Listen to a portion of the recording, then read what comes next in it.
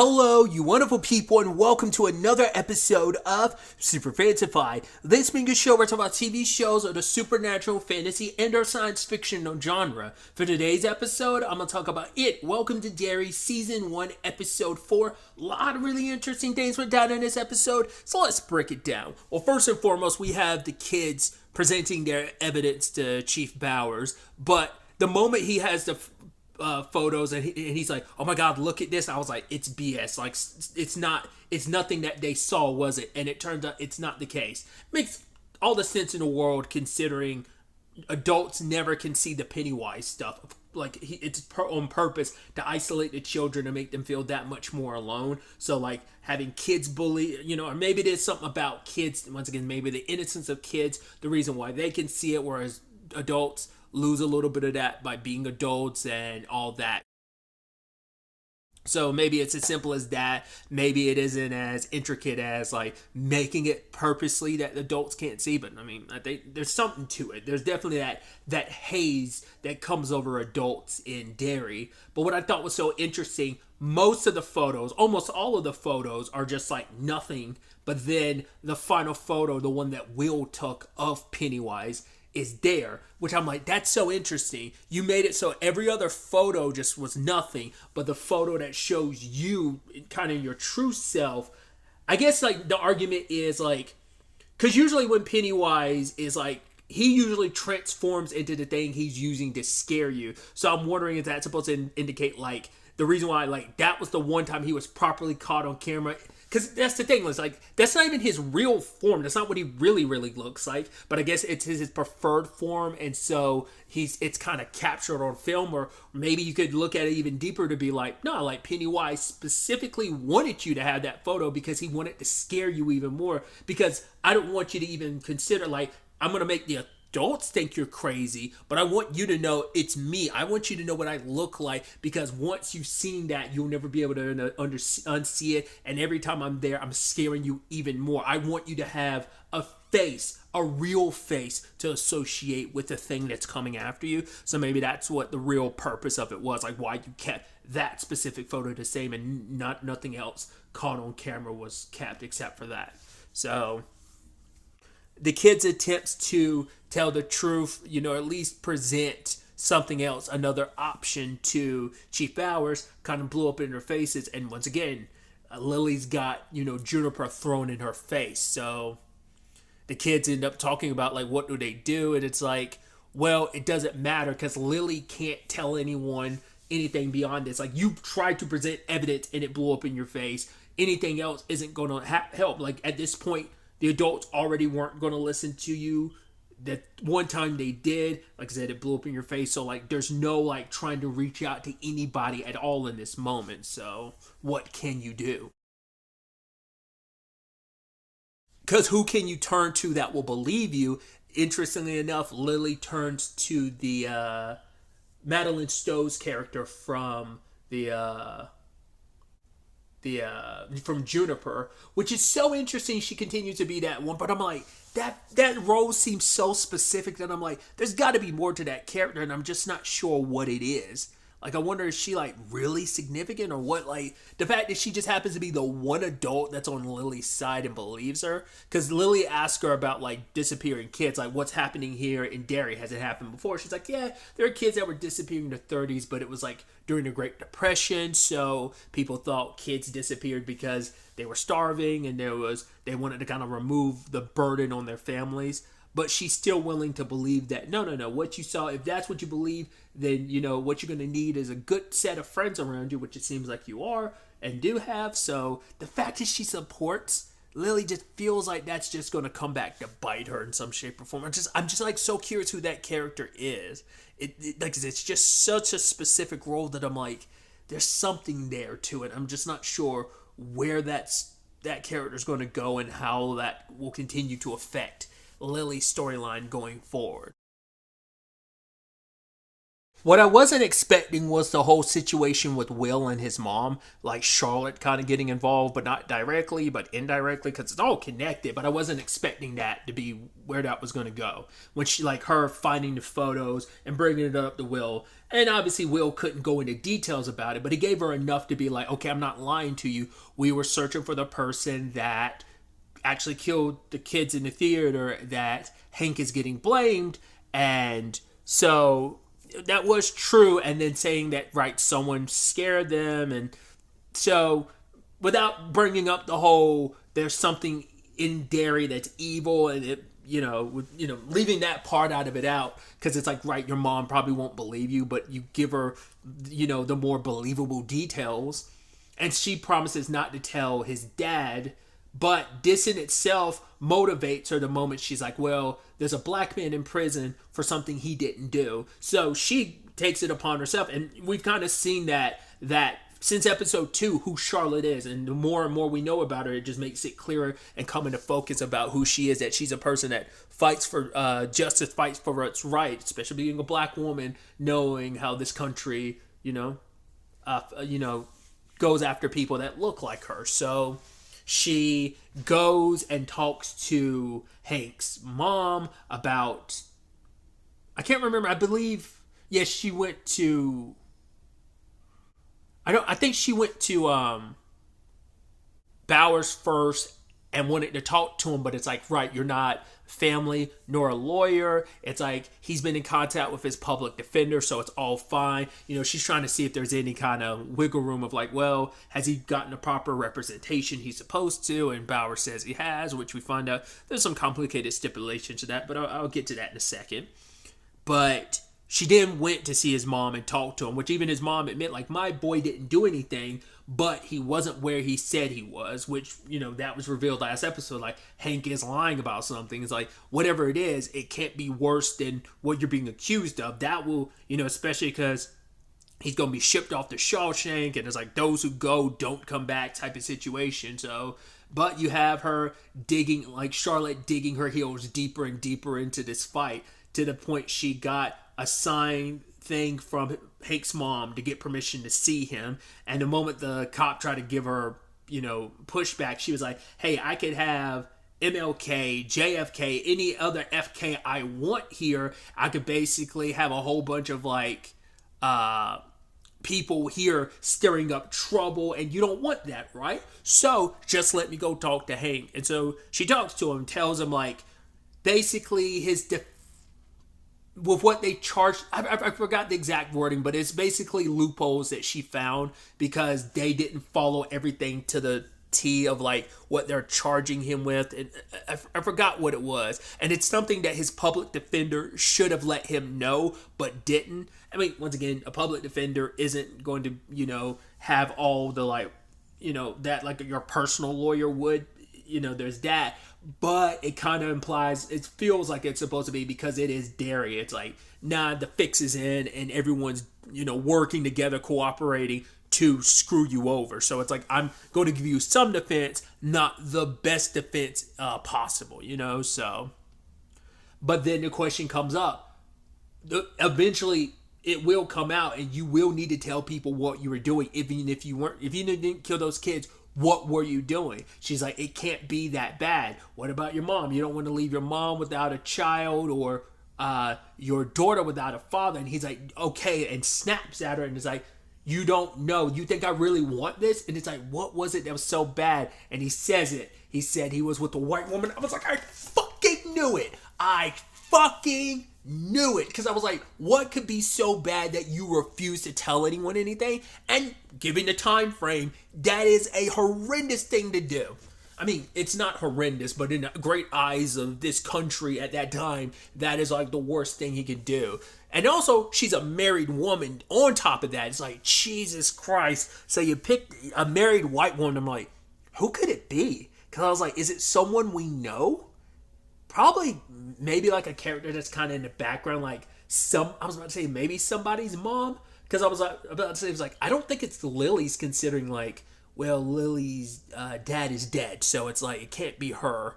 So I wonder, is it going to be a woman? Like, is it going to be someone we know or not? I mean, obviously, if you want to connect it deeper to the story, it would be someone we know. But I feel like the nature of it all lends itself to also be like, it doesn't have to be a character we know, or it doesn't even have to be connected to a character we know. It doesn't have to matter. Like, just the fact that he's dating a white woman doesn't even have to be a significant, doesn't even have to be a character that actually pops up on screen.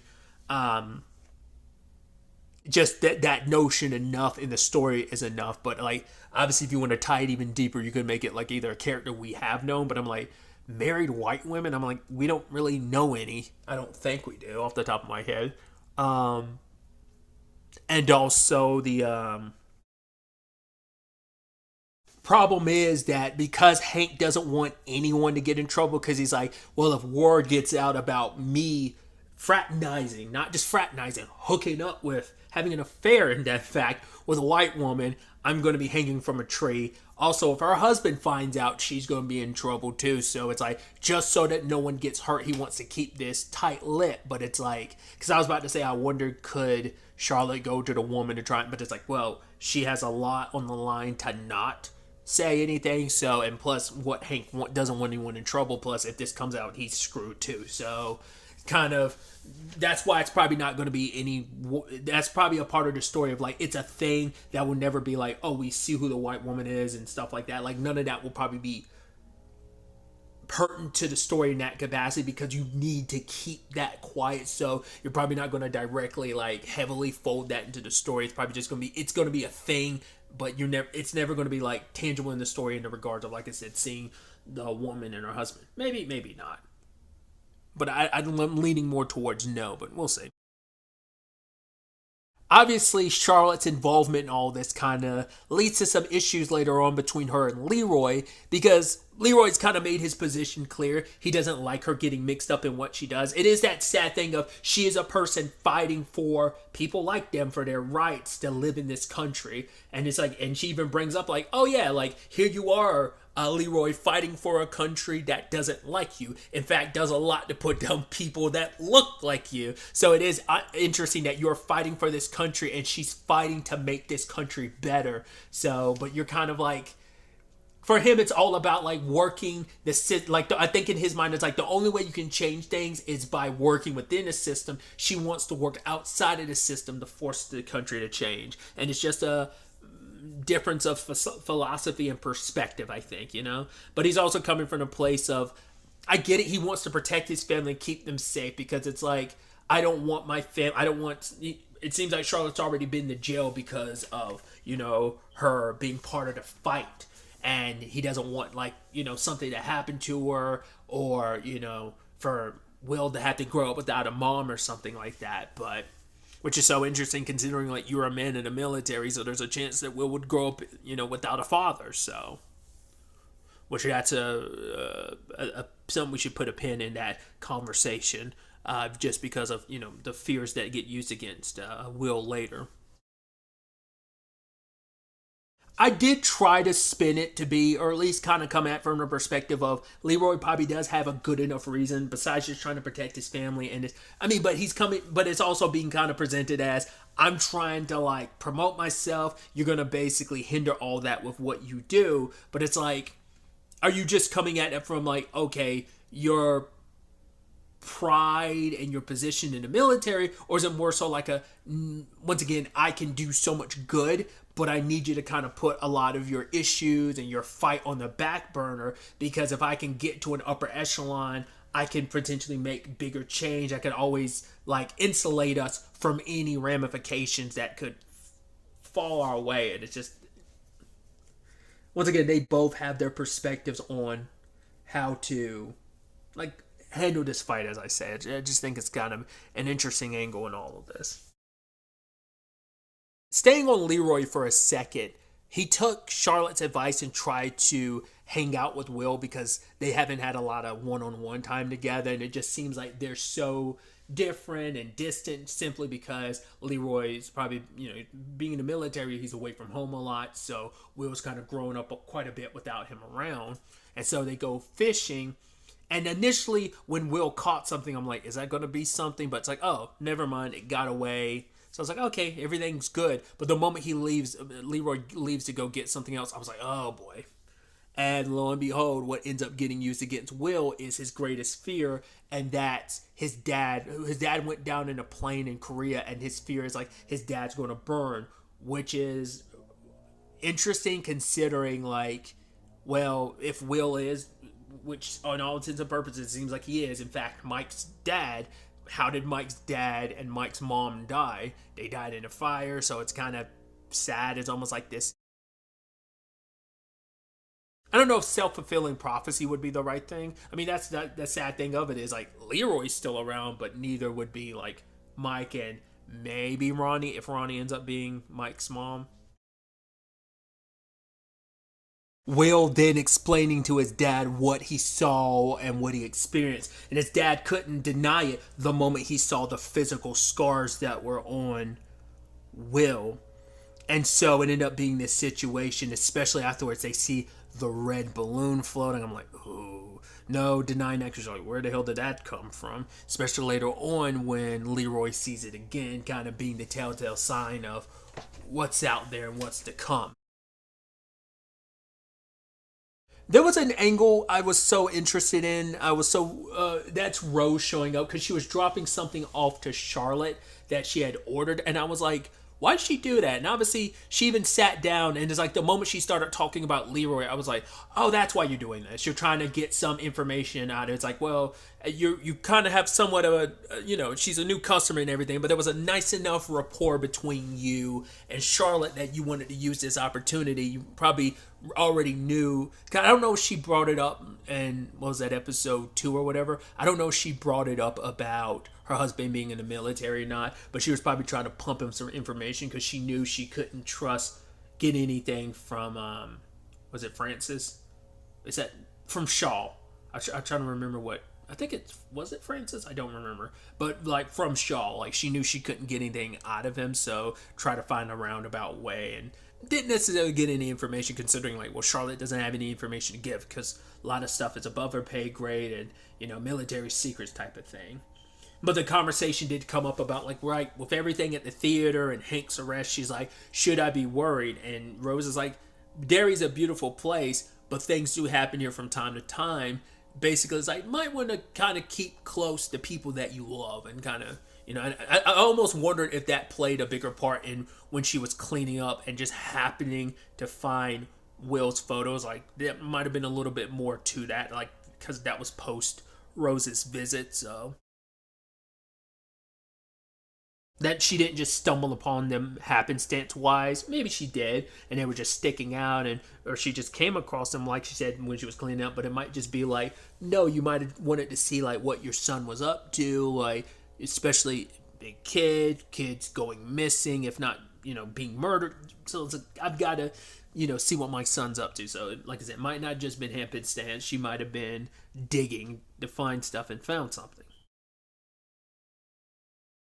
We also catch up with Halloran, who got that place for him and the other black soldiers. The deal, his reward he got from he tried to like ask for a far away their own little decent space. He got from Shaw, and I'm wondering what the significance of that's going to be beyond just being the place they can hang out. It's decommissioned. It's out of the way.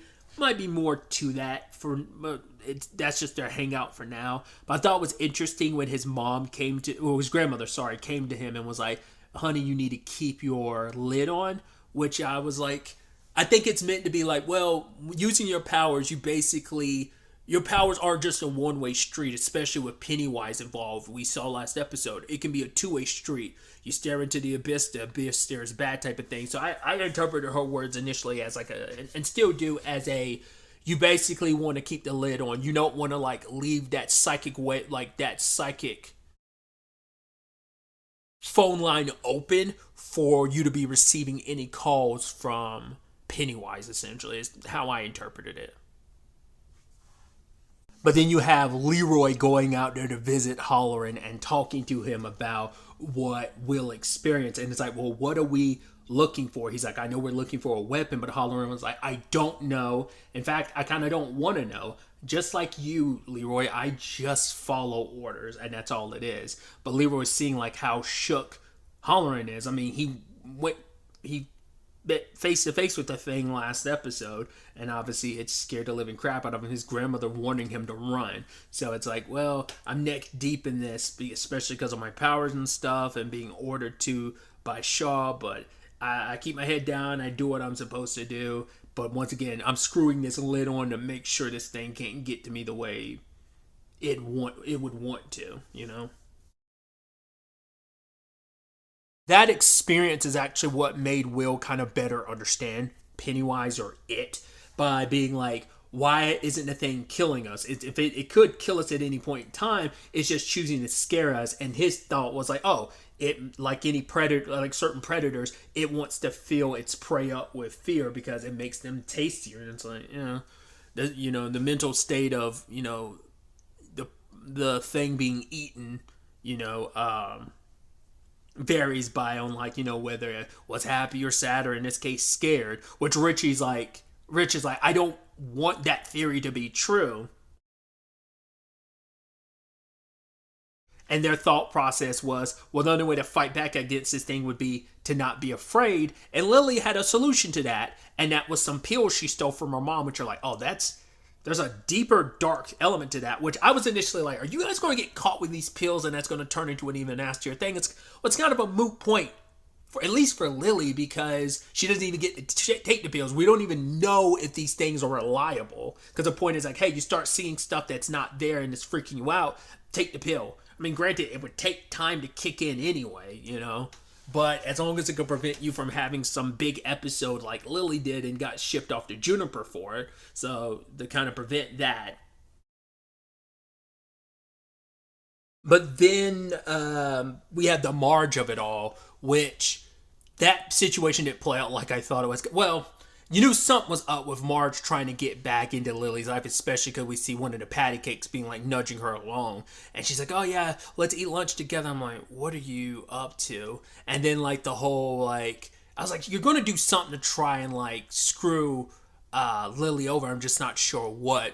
But basically they wanted to like make her think this one guy liked her, and then have that guy humiliate her, seem like to be like the whole thing. Once again, the cruelty of kids. But regardless of it all Marge did seem to have some regrets. Granted, she still like went along with a lot of it up to a certain point. But when Lily went to go like, prepare herself, in the bathroom, I was like, and you could see like Marge's guilt was like eating her away. I was thinking like, oh God, like hopefully Veronica, Rich, and Will come to her, like help her, be like, yo, something's fishy, something's going up. I thought maybe something like that would happen, but no.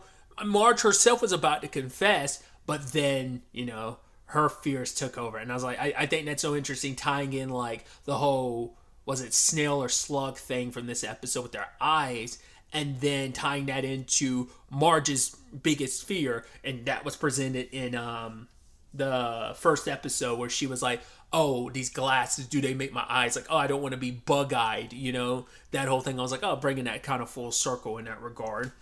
And her running, and then like going to like the wood shop or whatever, and then like taking that chisel and trying to cut at her eyes, and even like the table saw, you're just like, oh, Jesus Christ.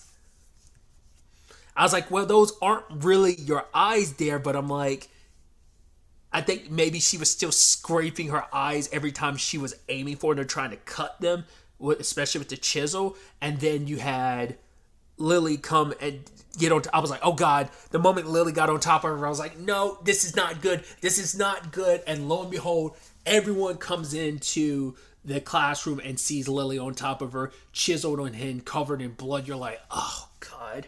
Because, Marge could contest to be like, yo, she didn't do that to me, but there's also the possibility Marge will, just so she doesn't seem crazy, might try to be like, oh my God, Lily went crazy and attacked me just to save face. That could be a sad possibility. It could also be the thing of no one's willing to listen to her because this is already strike 3 for Lily. There's the pickle situation, the whole thing with Bowers in this episode. Now this is a strike 3 that it's just going to be like, ugh.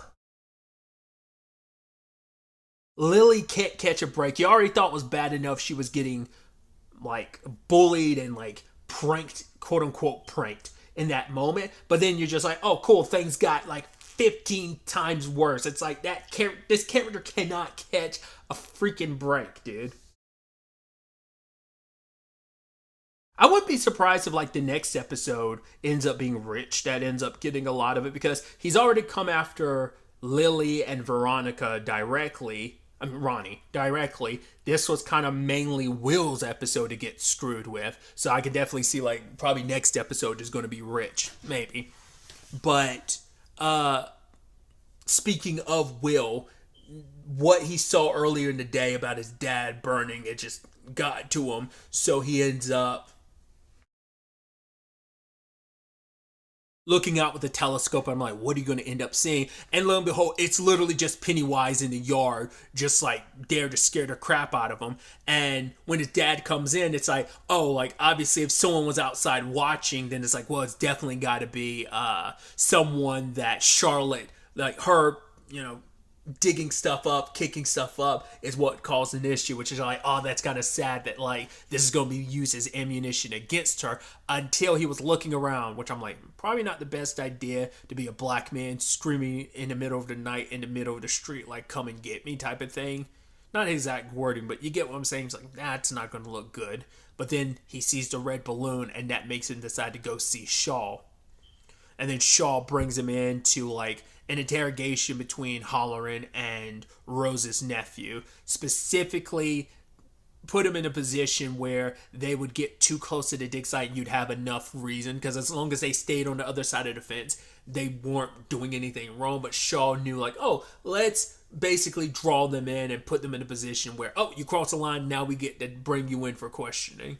And Halloran wants an answer about where the thing is, but Rose's nephew won't give it to him, so Halloran uses his powers. And I love how that looks, and he even saying like, right, so I'm gonna have to do this, it's gonna be painful. I mean, it's like he's literally burrowing his way into your head, and then how that manifests itself inside of that head, his head, all those doors, and follows that one to when Rose told him. Like, it's like he grew up, obviously in his tribe, he grew up hearing the stories about,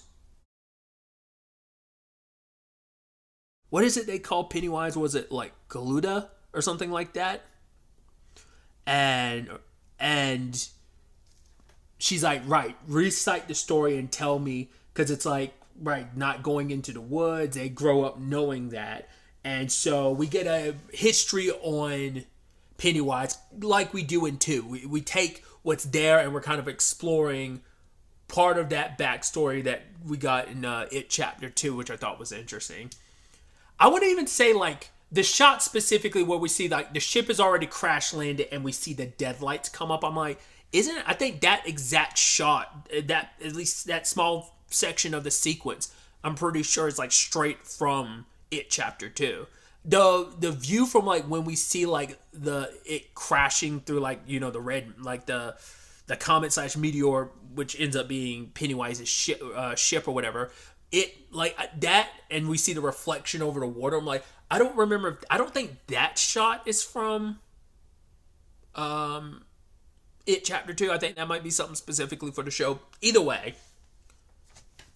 a warrior from the tribe ends up finding Pennywise's ship and ends up breaking off a piece of it and creates a dagger from it. Well, it's used like a dagger. It's not like they actually properly shaped it into a dagger, but that ends up being their only means of fighting Pennywise, interestingly enough.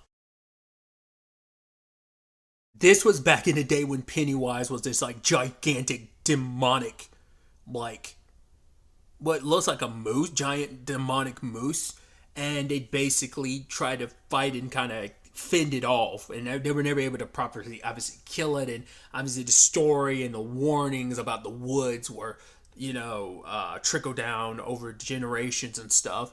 And there was one particular chief / chiefess, and her daughter ended up being the one that wanted to kind of permanently deal, because the inciting thing was like the I almost want to say colonizers, but that's not the word they used. It was a different word, and I can't remember. But the people that were not a part of that tribe, people that came to that land, and it's like they tried to tell them, like, do not go into these woods. They didn't listen. They all went in and immediately got brutally slaughtered by Pennywise. Because when they initially showed up, I was like, oh, I wonder if this have any correlation with the story you hear in one, where you talked about, where Ben tells about like those 90 some people that just disappeared. I was wondering if this story correlates to that. No, it seems like a completely different story. The more people that Pennywise eats, the stronger he was getting. And I was like, oh, is that why he's no longer bound to the woods? But I'm like, no, because even in 19, what was it, 05, when Rhodes and Shaw were young, that he was still at that time bound to the forest. But later stuff kind of is like, oh, because that forest ends up becoming eventually what I guess is present day Derry. I'll get to that in a second, but the chiefess's daughter wanted to basically defeat this thing because as strong as it got, one single dagger wasn't going to be enough. So they wanted to track down the ship and break off more pieces of it to make more daggers. But because, the chiefess found out about it, wanted to save her daughter, so her and the others go into the forest, and they one by one get picked off by their fears and killed. Because the one thing that could defend them, the dagger, is not in their possession. It's in her daughter's possession. So she gets chased after and killed. Well, it stabs her, but before it could even eat her, like, I think the wound was already too deep, and which is interesting because you're also like, oh, is that kind of like, well, who else got stabbed?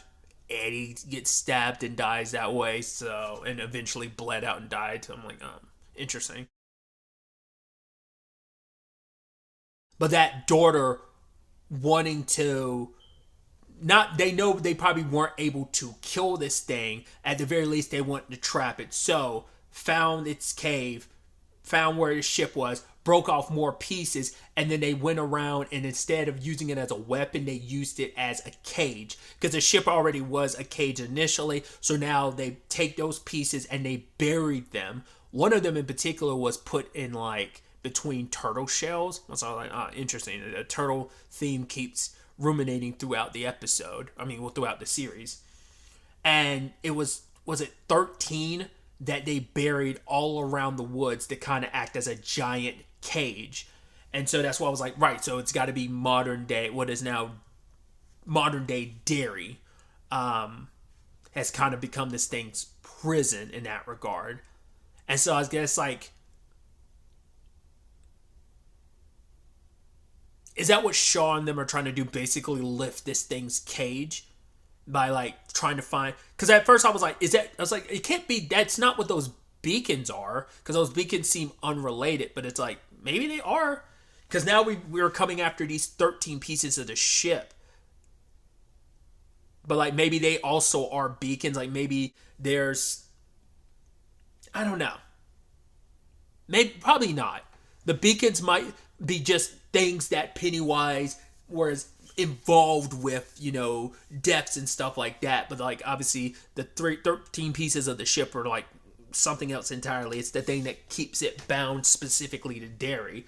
So, but there was that creepy moment during the memory where like Rose is talking and like her eyes close a little bit, and you're like, and you hear like kind of that music kind of sound eerie, and then Halloran popping up behind her, being like, "Good on you, Daniel," and like smiles like very creepily. It's like, "Go ahead, tell me like where all those pieces are," and he points towards the door. The door opens and he points him towards the whale house. He's like, "Follow the underground like lines to it," but obviously the whale house being the centerfold of like, this is